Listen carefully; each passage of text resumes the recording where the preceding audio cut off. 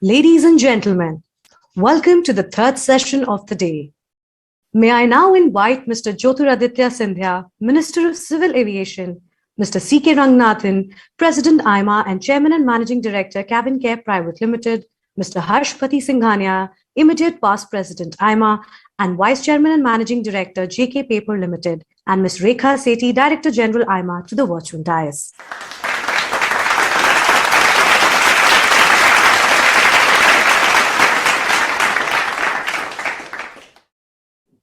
May I request Ms. Rekha Sethi to deliver the introductory remarks, please?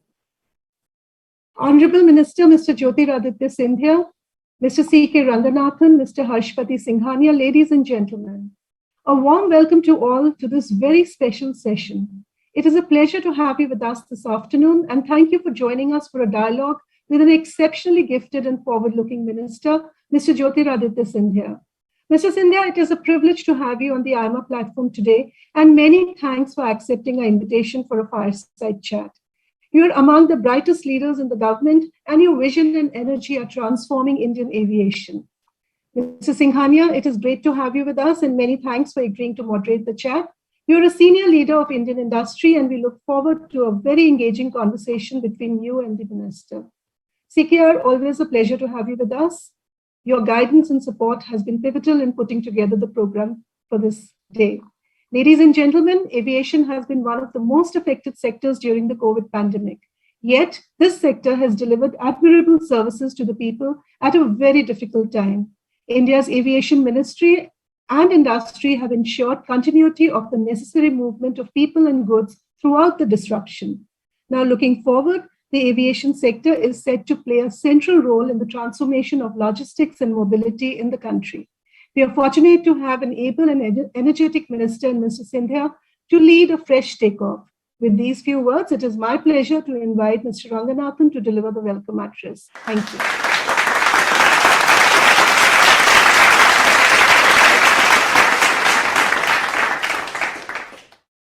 Thank you, Rekha. Honorable Minister Shri Jyotiraditya Scindia, Minister of Civil Aviation, Government of India, Mr. Pati Singhania, Immediate Past President AIMA and Vice Chairman Managing Director, JK Papers Limited, Rekha Sethi, Director General AIMA, ladies and gentlemen. It is a pleasure to have you with us and a very warm welcome to welcome in a chat with Minister of Civil Aviation, Mr. Jyotiraditya Scindia. Mr. Scindia, it is a privilege to have you join us today, and many thanks for agreeing to do this session. It's great to have you back on the AIMA platform, and we are looking forward to a very informative and exciting conversation with you. Despite still being young in the political milieu, you have already been a parliamentarian for half of your life, and you have been a minister across multiple regimes. You are doing an outstanding job in developing and transforming the country's aviation sector. Your success in privatizing Air India marks a fundamental shift in governance and ideology. You signify the new India that is all about action and glory. Thank you for joining us and a very warm welcome to you. Harsh, it's a pleasure to have you, and many thanks for agreeing to moderate the chat with Mr. Scindia. You are the immediate past president of AIMA, and we continue to count on your leadership and our support in taking AIMA forward. You lead one of India's largest business groups, and your vision and wisdom are valued by Indian industry and the government. Thank you for joining us, and a very warm welcome to you. In this session, we will focus on critical areas of Indian economy and explore how radical structural and management changes can allow it to flourish despite uncertainty. We'll use this opportunity to hear the Minister about how Indian aviation has navigated COVID turbulence and how it is set for a fresh takeoff. Indian economy has rebounded strongly from the effects of the initial lockdown and subsequent waves of COVID, and there is consensus about India's GDP growing between 8 and 9%. The receding lethality of the pandemic has allowed removal of most of the restrictions on movement and meeting, and we are fairly close to normalcy. However, COVID's multiple waves have taught the world to not lower its guard too early. Moreover, the pandemic's side effect on the global supply chain, national policies, and geopolitics have created multiple faceted uncertainties in the economic environment. The government has tried to stabilize the economy with a massive stimulus and has also taken advantage of the uncertainty by positioning India as a reliable global supply chain destination. The next few years are crucial, and we may find ourselves in a dramatically altered economy before the end of this decade. The aviation sector is already a key driver of economic growth and change in India, and now it is set to become a driver of business transformation. The rapid establishment of new airports and expansion of the existing ones is set to accelerate and upgrade economic activity in our country. The upcoming drone subsector of aviation is a game changer for the industrial and the service activities. New businesses and business models are set to emerge in the aviation sector that will change the way we move things and reach customers. If we had enough drones during COVID, it would have saved lives and protected health by allowing faster and wider distribution of medicine supplies and vaccines. The Aviation Ministry has done a monumental job during the COVID. It has undertaken a large number of flights to retrieve Indian national standard across the world because of local lockdowns, and also medicines from different parts of different countries. I think all have been got on a record time. It has played a key role in keeping critical supply chain going. Also, it has tried to keep the grounded airlines to survive the internal and global restrictions on travel. We will learn more about what the Aviation Ministry has accomplished through these trying times in the course of our conversation with Ms. Scindia. The aviation sector has also to deal with the challenges of climate change and anti-flying campaigns in the West. India has committed itself to net zero emission by 2070, and the country's growing aviation sector will be a big part of the commitment. Unlike the saturated aviation in the West, Indian aviation is only beginning to expand its wing, and it will have to innovate in fuels and flying designs to find a way around the challenges. We would like to hear the Minister about the government strategy for a green growth of Indian aviation. With these words, it's my pleasure to invite Mr. Singhania to conduct the session. Over to you.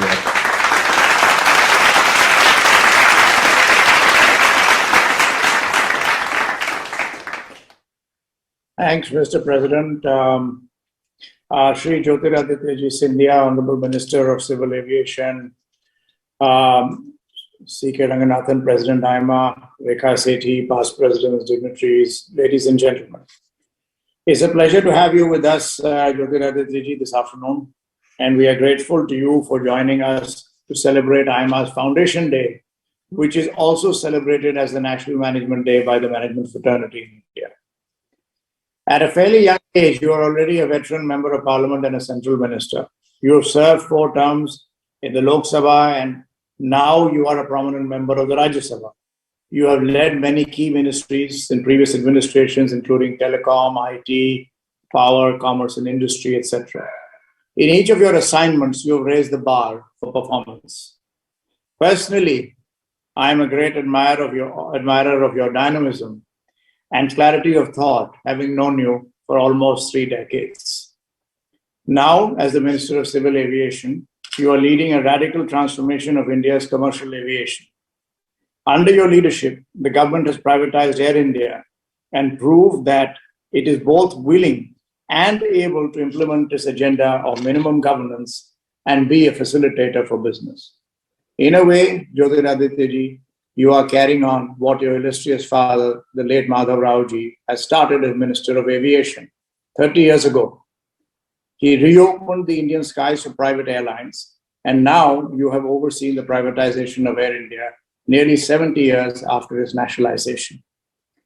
You are driving a rapid expansion of infrastructure by pushing for construction of 16 new airports in the country's heartland states and spearheading a capex of nearly 1 lakh crore rupees on modernizing old terminals and building new ones. As a minister, your response to the prevailing economic conditions, which have been challenging, is positive, and India's business leaders can take a leaf out of your book to thrive in times of radical uncertainty and change. Now, while there is great optimism about the pandemic receding now, and everybody keen on getting back to business in right earnest, uncertainties remain. The aviation sector is emblematic of the complex uncertainty of these times. It is estimated that about 25,000 jobs have been lost directly and many more indirectly. And in financial terms, the sector's losses are pegged between $3.5 to $4 billion. COVID's multiple waves have not allowed the aviation industry to get fully off the ground. It continues to be buffeted by turbulence of fluctuating restrictions on flights, quarantine impositions, and testing requirements. Then there is the issue of climate change, which President C.K. Ranganathan talked about. Keeping aviation going has been a challenge for governments around the world during border lockdowns and local counter-COVID measures. The government of India has tried to balance the priorities of health, safety, and economic continuity. It is also undertaking extensive programs of bringing down Indians stuck in different parts of the world. Simultaneously, we are trying to make aviation accessible to more Indians at more places, both domestically and internationally. Finally, there are emerging technologies and emerging modes like drones and the use of electric planes.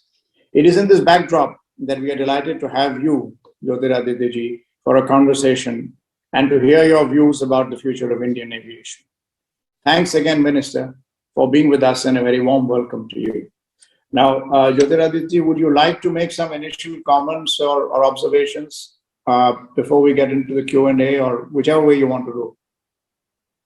I think Harshpati ji, let me say that you've pretty much summed it all. So so fire away. I'm ready to answer all questions. I also believe in life that it's much better to have a dialogue than a monologue, and I think that's what my credo always has been, and that's the credo of this government, to be consultative and facilitative in our process. So that's the way I think we should conduct the session. So back to you and over to you again. But let me also thank Rekha, Sethi ji and Ranganathan ji, along with yourself, Singhania ji, for having me here this afternoon. It's always a pleasure to be back at AIMA. It's a forum that I have had the privilege and the honor of attending many a time over the last 2 decades of my career as a public servant.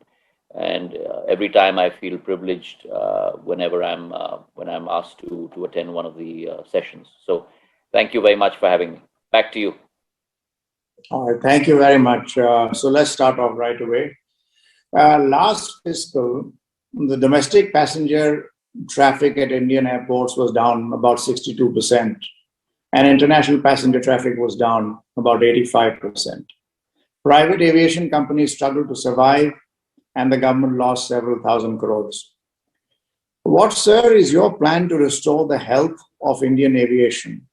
And when do you expect passenger traffic to recover to pre-pandemic levels?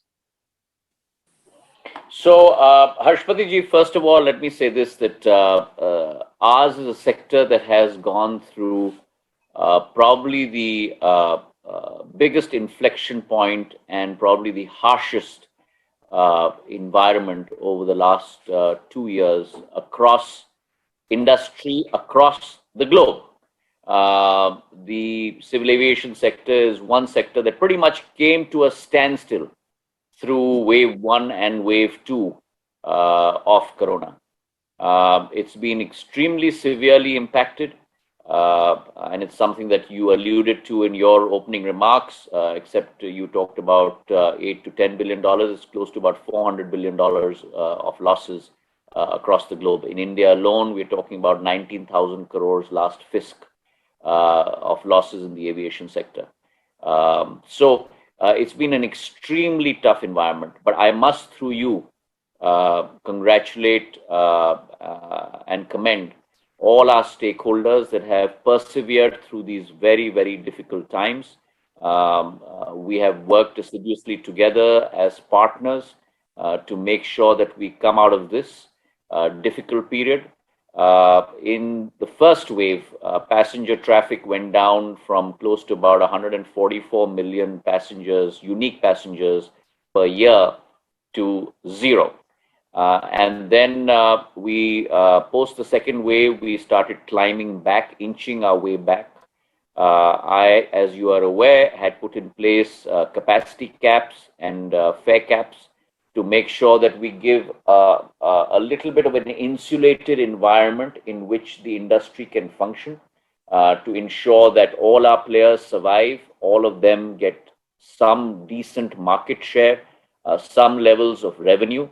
And that's something that I personally monitored on a daily basis. We raised capacity. When I came in, capacity was close to about between 50 to 62.5%. And from July till October, we sequentially raised capacity from 50 to 62.5 to 75 to 82.5. And we opened up full capacity on the 18th of October of last year to 100%. So we were flying with full capacity in India at 100% on the 18th of October. Pre-COVID numbers were close to about 4 lakh per day, passengers per day. And we were extremely elated when in November and December, we started hitting numbers of close to 3.8 to 3.9 lakh per day. So we were almost back to pre-COVID levels, roughly 3 to 4% off pre-COVID levels. And that talks to you about the spring in the step, the buoyancy of this sector and the future demand that's going to be created in the sector. Civil aviation is going to become the backbone of Indian transportation over the next 5 to 10 years, both because of its physical reach as well as because of its cost-effective economic rates that are offered for fares. So on both precepts, I really firmly believe the civil aviation story in India is extremely strong. However, then came along Omicron, and then basically the number of travelers tanked once again, and understandably so because of the fear of contracting the virus. We fell back down to close to about 1.6 lakh a day. So we had a contraction of close to about 65-70% of our pre-wave 3 numbers. But I'm glad to report through you to industry and to the country at large today that yesterday's figures, we are back to close to 3.5 lakh passengers. So though the fall has been steep, the rise has been steep as well, coming back up once the COVID numbers have fallen.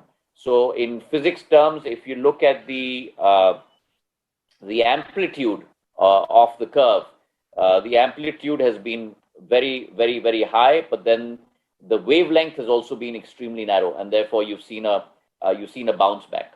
I'm very confident that you will, ceteris paribus, all things remaining equal, going forward in the next 2 months or so, you should see us crossing, and I'm underlining that, crossing pre-COVID levels in terms of per daily passenger traffic. And that will herald new demand, new capacity coming in, both at airports and with respect to airlines.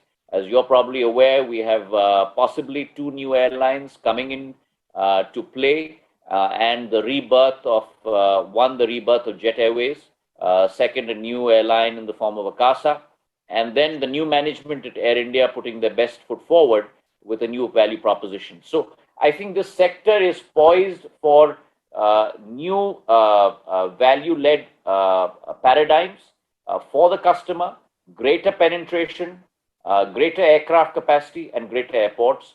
And I think I'm very bullish over the next 3 to 5 years for the civil aviation space. Thank you. I think you've certainly got everybody very enthused and positive about this. You talked of something very important, which is the fact that we might actually be running out of capacity sooner than what we might think. I'd like to ask you and take a segue from that when we are talking of infrastructure, it's not just airport infrastructure and the aviation infrastructure, the interlinkage of that along with other means of transportation, for example, highway connectivities from the airports, intercity as well as urban rapid rail transport, the development of hotels and other hospitality services. Because as you know, along with aviation, what goes hand in hand has been the tourism and the other hospitality sector, which was also very badly hit. Would you like to share your views as to how do you see or your government sees the combination of this in an integral manner to give a boost to the economy, as well as, if I may underline, provide a large number of jobs, because that has been a huge, huge casualty, and we haven't really talked too much about the jobs so far. Okay, so let me tell you what has changed in the last 2 to 3 decades. 2 to 3 decades ago in the civil aviation space, you needed to have latent demand that augured for either infrastructure to be set up at a particular site or for connectivity to be given. That thought has pretty much turned on its head. Today, it is connectivity that is providing economic growth to hitherto hinterland areas. And therefore, unless you have transport connectivity, and rail, as you know, the penetration is tremendous in our country. But the focus today is on civil aviation, because the one thing that has become extremely precious to every human being in the world today is time. And therefore, having connectivity has become an imperative prior to any investment. And as AIMA, as an industry body itself, I think you'll concur with me that prior to yourselves and your stakeholders looking at any new investments, the first thing you look at is in terms of airline connectivity into that site as well. So that thought has turned on its head. That has led to a huge amount of demand for airline connectivity to happen. Now, coming to the numbers and the point that you referred to, very few people are aware of this, and I wasn't aware of this until I became minister. But the output multiplier, in terms of the economic output multiplier, civil aviation is close to 3.25. So therefore, for every rupee invested in the civil aviation sector, the GDP output rises by close to 3.25 times. On the other hand, the other point that you talked about, which was employment, the employment multiplier from civil aviation sector alone is close to 6.1. And that means that for every direct job that civil aviation creates, it also creates 6.1 indirect jobs. And therefore, civil aviation has become very importantly embedded into any country's economic growth paradigm. And the same is going to happen and has already started to happen in India. The turnover of just the airline space is close to about 90,000 crores, which is close to 2% of GDP. And therefore, you're seeing a great coupling happening, if you will, between civil aviation and economic growth. And our whole thesis is based, as you mentioned, in terms of overall infrastructural connectivity. And that's why the Prime Minister has not only laid emphasis on civil aviation in terms of the Udan program, Ude Desh Ke Aam Nagarik, where rural and hinterland connectivity is subsidized by metro connectivity. And just through the Udan program over the last 4 to 5 years, we have started operating close to 65 new airports, heliports, and waterdromes, and almost about 403 new routes that were hitherto not operational. So you've seen a great fillip there.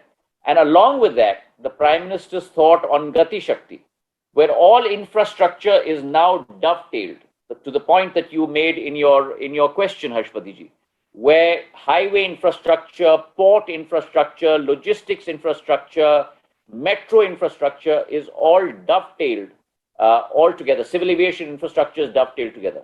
So, for example, in the case of Jewar, for a case in point, close to about a 38,000 crore project, where you're going to see by the end of phase 2 almost 70 million passengers through that airport, which is the current capacity of Delhi airport.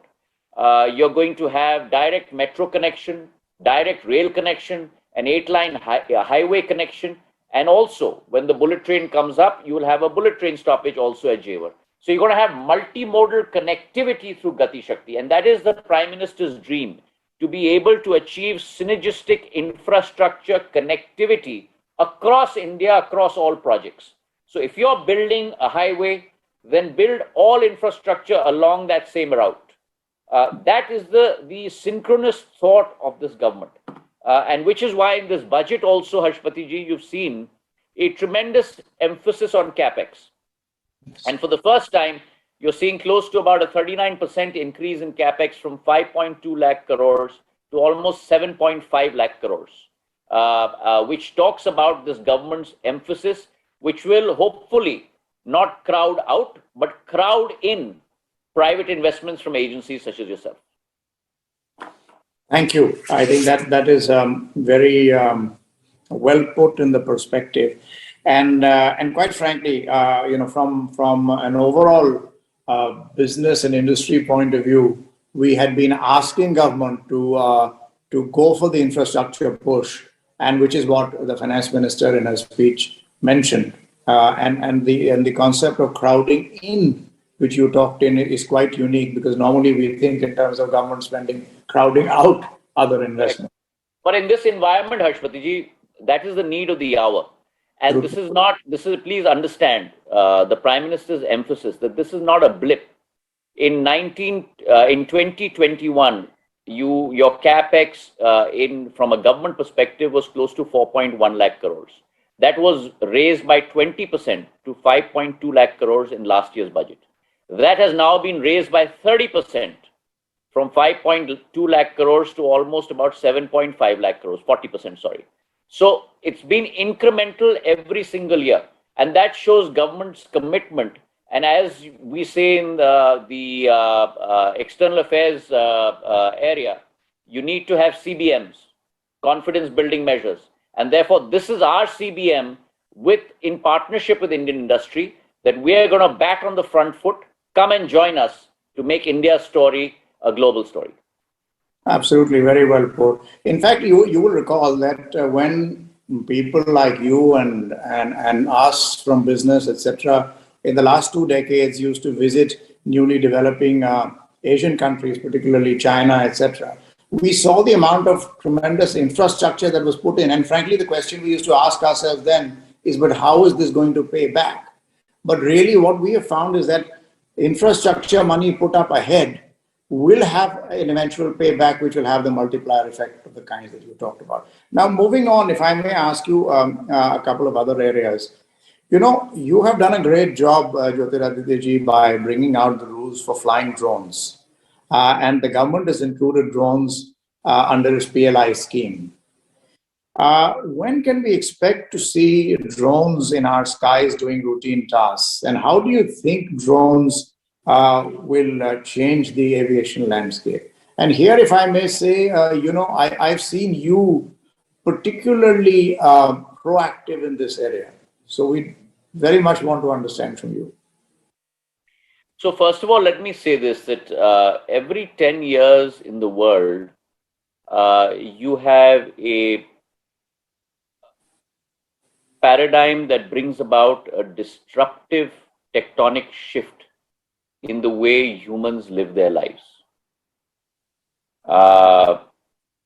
In the early 90s, for us in India, it was the introduction of this dabba that we carry around, which has become an extension of our bodies, which is the cell phone, right?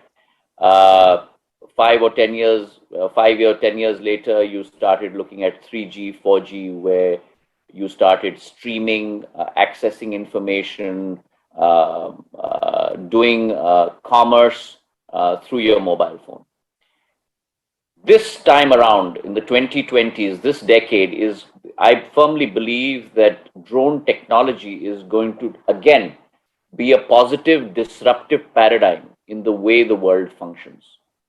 And when I say that, I say that not because only from the point of view of the manufacturing of drones, because there's a whole value chain as far as the drone space is concerned.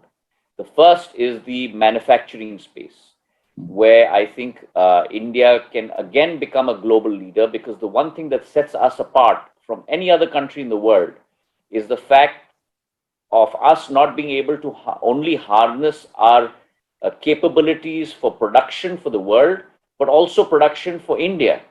1.3, 1.4 billion people, the demand that we generate internally as a domestic market is huge. And so therefore, the first part of the value chain is going to be production of drones itself. But if you look at the value chain, that's not going to be the only value additive part. The second part is actually going to be the service delivery paradigm. And here is what is extremely unique about drones, because the drone itself is the skeleton of your body, but the soul and the brain is the software. And every human being can have the same skeletal structure, but the soul and the brain is unique in every human being. And so is the case with drones, because for every application, a different software is required. So agriculture requires a different software. Within agriculture, the different requirements all require different software. Mining will require a different software. Cadastral survey will require a different software. E-commerce will require a different software. So you have myriad avenues of growth for the software industry alone from within the service delivery paradigm of drones. And then the third area of the value addition really comes from the employment multiplier. Now think about it, that if you need 5 lakh drones in this country, or maybe 1 lakh drones in this country, for every drone, you'll need a drone pilot. And the beauty about the area of drones, unlike other flying aircraft, is that even a 12th class student can become a drone pilot within 2 to 3 months of attending a drone school. And then you're looking at an employment opportunity of close to 30 to 40,000 rupees per human being. And so look at the employment multiplier there. So that for you is the value chain for drones. Now, the government has to be, I believe that government's role has to be that of not a restrictive regulator, but of a constructive collaborator. And that truly has been the role of this government under the leadership of Prime Minister Modi ji. And let me also say this unequivocally, that it is Prime Minister Modi's brainchild that has actually led to the development of a drone policy with such great impetus in India. And the reason for that is very simple. India has always been a follower of opportunities over the last several decades. And the Prime Minister emphatically believes that India can become the world's drone hub by 2030. And here is an opportunity for us to lead, which is why you've seen within 5 months of the drone rules being established in March of last year, we completely relooked at the whole rules and recasted them and released them in August of last year. All permissions were done away with, all red tapeism was done away with. We moved from close to 72 forms to something like 10 forms, from close to about 50 types of fees to only 5 types of fees. So we completely collapsed the approval process and made it extremely simple. We then promised, when I released the new drone rules in September of 2021, I promised that within 30 days, we will release the airspace map. And mind you, it was a Herculean task, because the airspace map is something that you develop along with all state governments, all 36 state and union territories, identifying what are red areas, no-fly zones, green areas, yellow areas, along with all line ministries, Defense Ministry, Home Ministry, etc., etc., etc. And we were able to do that working day and night within 30 days. And I think this is a first for any department of Government of India. And I'd like to commend all the officers within our department who've been able to achieve this Herculean task. So you had drone roles recasted in 5 months. You had an airspace map released within 1 month of that. You had a PLI scheme, a productivity linked incentive scheme, released within 3 weeks of the new drone rules. Never before have you seen such a rapid rollout by government in terms of a facilitatory process. And for an industry that is in its nascency at 60 crores of turnover of drone manufacturing, the incentive alone was 2x the revenue of industry. It's 120 crores worth of incentive over the next 3 years. So that's the kind of fillip that the Prime Minister has given to this sector. Now, along with that, so you had drone rules, you had an airspace map, you had PLI, and then you have seen the exhibition of our prowess with regard to drones. On the beating of the retreat ceremony, where we had 1,000 drones up in concert, doing all kinds of tasks. The Prime Minister released 100 drones on the Krishi drone policy a few days ago, and therefore you're seeing application. So the first responsibility of government is to frame the policy. The second responsibility of government is to provide the incentive, which we've done with regard to the PLI. And the third responsibility of government is to provide the demand. And we have done that through all line ministries, taking up responsibility of giving the first orders to the drone industry. So whether it's the agricultural ministry with Krishi drones, whether it is the mining ministry, whether it is the rural development ministry with regard to the Swamitva scheme, where cadastral surveys are being done by drones. So across the board, every line ministry today has adopted, taken in drones as a part of their living being. And that's where you're going to see the investment come in. We are looking at close to 5,000 crores worth of investment purely in the manufacturing space. The service sector should be looking at close to 30,000 crores worth of revenue over the next 5 to 6 years, and almost close to about 5 lakh jobs being created on the service side and close to 10,000 jobs being created on the manufacturing side. So the sky is the limit, no pun intended. Indeed, indeed. Now, Minister, I know you have a hard stop, but there have been several questions. So I'm going to club a couple of quick questions for you, a very quick response from you. There are questions around, indigenous aircraft engine MRO ecosystems, as well as about component manufacturing indigenously. So we are importing aircraft. So those are, you understand. And there's another question around alternate fuel. So I'll just stop at those two broad questions. If you have any quick responses to those. So I firmly believe, Harshpatiji, that the time has come in India for us to establish the civil aviation ecosystem. If you look at the evolution of the civil aviation industry in India, very much like all other industries, and you and I have studied in Economics 101, that every industry goes through an S-shaped curve in terms of its evolution. So you have first infancy, where growth is relatively slower. Then you have a growth period where you have almost at 60 degree, 70 degree incline growth at that level. And then you attain maturity, where then again growth starts petering out. And I think the civil aviation ministry today, the industry today, is in its growth phase. It was too early in earlier days to establish that ecosystem. But as you will understand extremely well, just like the auto sector, which has OEMs and then the whole ancillary system built around it. And if I may, the ancillary system is as important as the heart of the auto sector, which is the auto industry. Because without the ancillaries, the auto industry will not be able to, the wheels will not move. And similar is the case with civil aviation.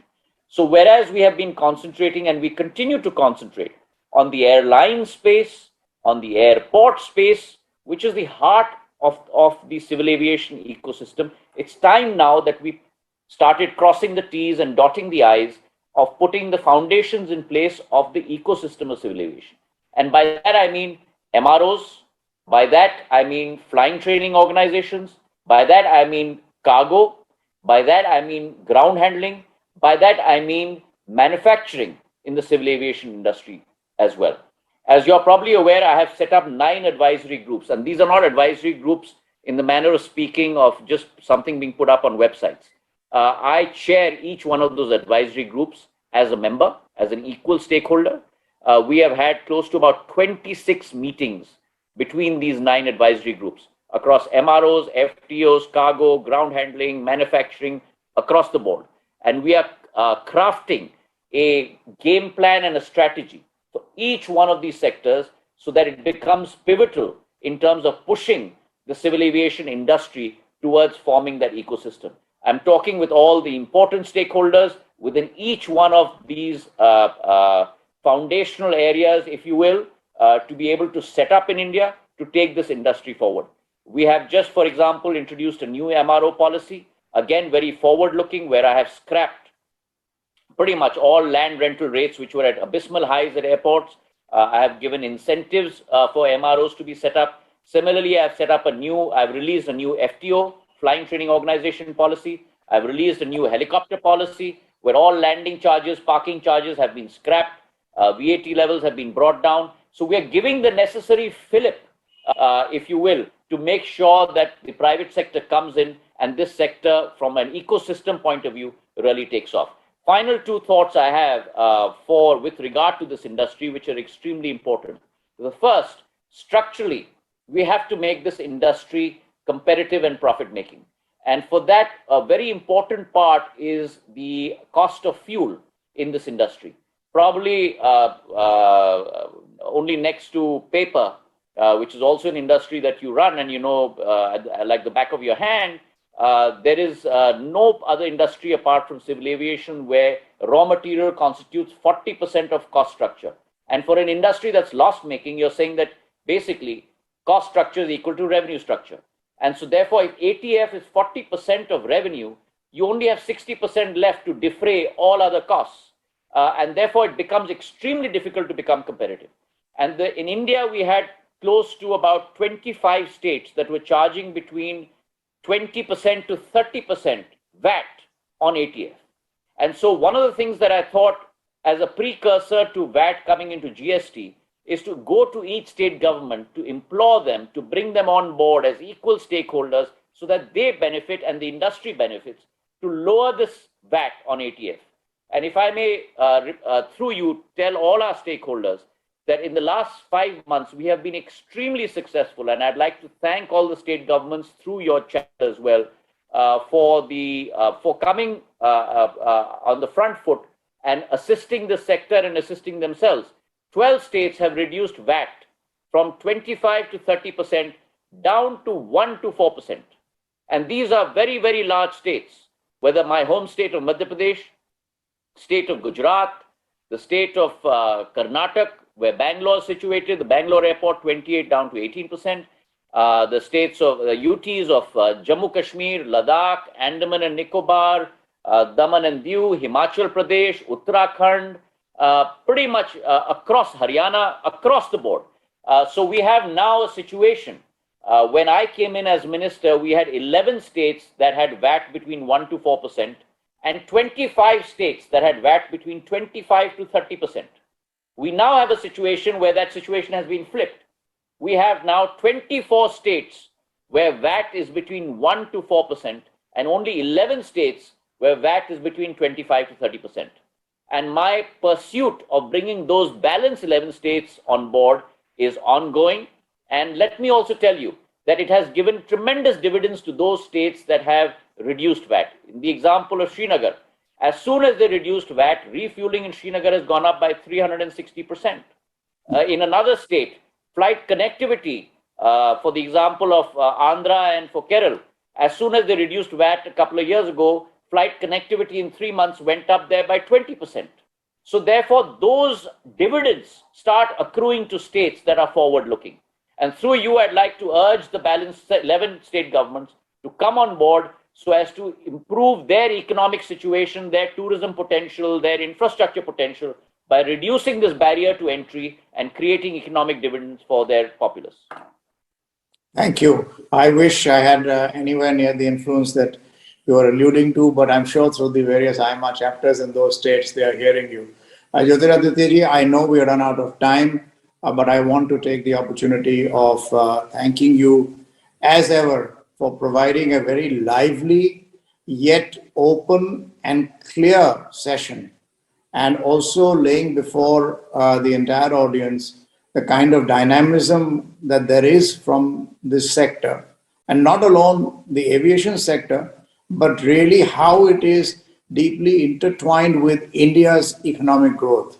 I'm sure we will have other opportunities again at AIMA later to have greater dialogue with you. But thank you very much for personally sparing the time, despite having traveled, ladies and gentlemen. Mr. Scindia has come in time.